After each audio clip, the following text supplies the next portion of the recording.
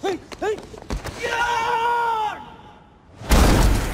My man Cottonmouth does not give a fuck. Like, the man does not care. And just for that, he's an amazing villain. Like, this is the first time I can actually say Marvel's doing a second gangster villain right next to Wilson Fisk really, really nicely. Like, building the character and showing that the villain has more emotion behind him. Wilson Fisk's storyline from Daredevil season 1 to 2, but let's go to season 1. Wilson Fisk's storyline was basically why and how he became the kingpin of crime and what led him to these situations, you know, making the street safe again, doing some illegal crime on the side, but at least making Hell's Kitchen better.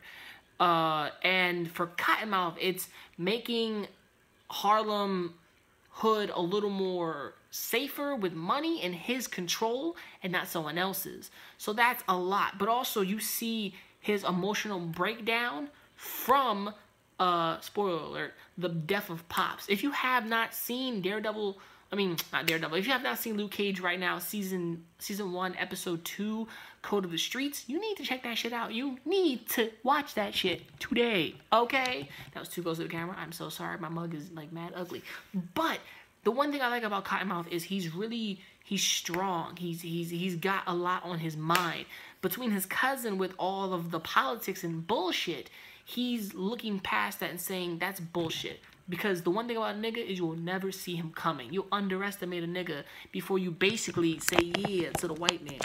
And that's a kind of true. You'll underestimate the black man coming for your ass, but you won't underestimate the white dude. Now, Cottonmouth, and understanding that the death of Pops, one of Cottonmouth's, if he can't keep his people in line, how can you run a tight shift organization? How can you be better than Wilson Fisk if your organization and men are fighting against you and going against you?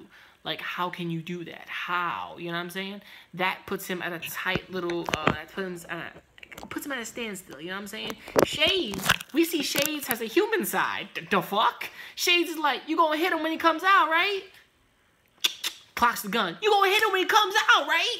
This nigga Shades, I thought Shades was gangster. Shades got a human side. He's like, fuck, come on, seriously? And the death of Pops. The death of Pops was some serious shit.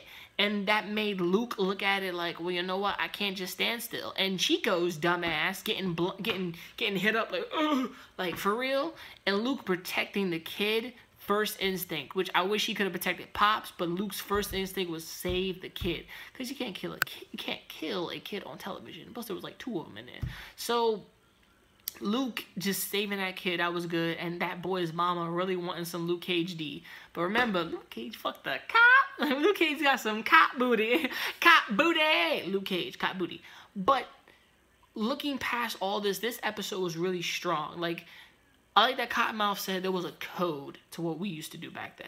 And I think gangsters and villains having, gangsters and mob dudes and people having codes, those type of things lead us back to like the old school days, like Al Capone and all those other guys. Like, there was a code of the streets and there was honor. For someone that started new, you just pop off anybody. But if you pop off the wrong person, they have to look at you like, you're not part of what I do. You're small fish compared to what Kingpin is. That's big fish right there. Kingpin had powerful connections, powerful people. Shades may know some people. Whoever Diamondback is and however all of this money, this episode shows that each person is a step up the chain. Each person, from Luke to Cottonmouth, to Cottonmouth's cousin, to Shades, to Diamondback.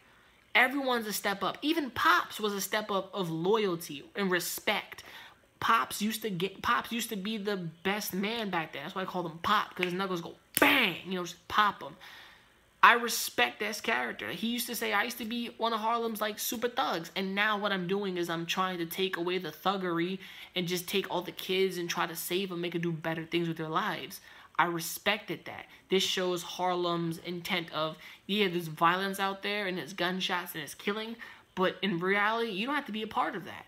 And that message kind of spoke to me. They're just shooting out messages from Luke Cage, which is a wonderful thing. Like, black empowerment and strength and shit. The fist is mightier than the hand. Huh. You know, like, you know, the fist is mightier than your gun. Or, like, the pen is stronger than and all that fucking bullshit. But it puts in more than it takes out. It's putting in so much, but what you're taking from it is knowledge, information, and it's speaking to you. Yeah, the episodes aren't like Daredevil and Jessica Jones, but they're giving you something more. So this was basically my review of it, of Code of the Streets. I like this episode. This kind of just talked about like what Cottonmouth and Pops had to their relationships back then, to Shades showing a little bit of respect and knowing that there is a code, and even this dude's cousin.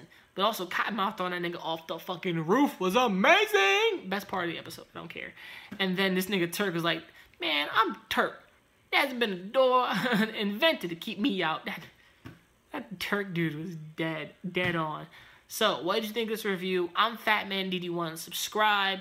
You know how I do it. I'm Fatman, you not. You know, stay in tune. Hit like, subscribe, share, and please be active in the comment section. Like, I'm not just here to look like an idiot. I'm here to be pretty. So, if you're watching me, thank you very much, people. I'm out.